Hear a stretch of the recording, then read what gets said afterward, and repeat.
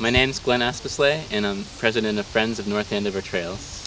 And I'm Mike Agosti. I'm just a volunteer member of Friends of North Andover Trails. Well, we have our Guide to North Andover Trails, which was published in July, and we've been working hard to get this out to everyone. It's now available in 13 stores around town. We're really excited about it, and it's flying off the shelves. It's also available at our website, fonat.org, fonat.org, and it's $15 per guide. This is an indispensable guide to all the trails in town. There's 16 original maps, including a town-wide map, and then 15 maps that show the detail of where the trails go.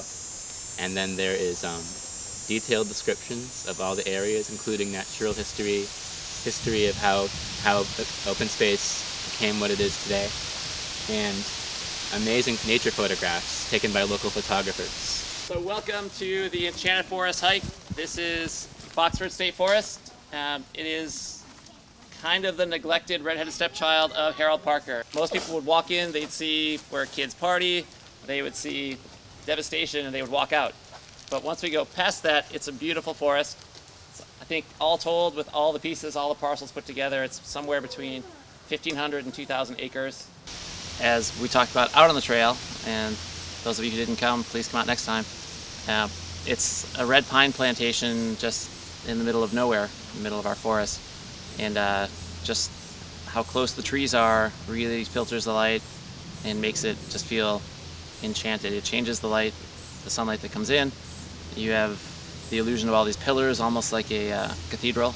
Yeah, and it's something that's not going to be around forever, because as Mike was saying on the walk, these were planted in the 1930s or 40s, and with the intention of, once they became a mature stand, to harvest them, and that never happened. So these trees are reaching the end of their life, and they're starting to blow down, and eventually what we'll have is more light coming in, and the understory growing up, and then it will just gradually be replaced by a mixed forest. But right now, we can still go and enjoy it.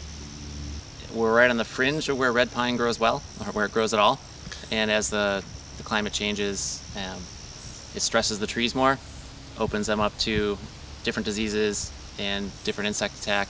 And again, because of the way the trees are propagated, it's genetically identical. So you've got all these trees that are susceptible to all the same disease, all the same insects like it. It makes it just very susceptible to the climate change that's going on right now.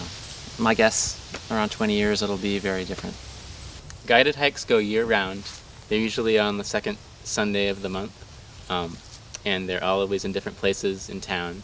In September, we actually have 2 hikes, because of the Essex National Heritage does their Trails and Sails weekend, and it's actually so popular now that they do 2 weekends of Trails and Sails, and we're doing a guided hike both weekends.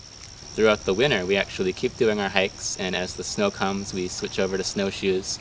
We also do monthly trail cleanup days throughout the spring, summer, and fall, and this is basically just keeping the trails open.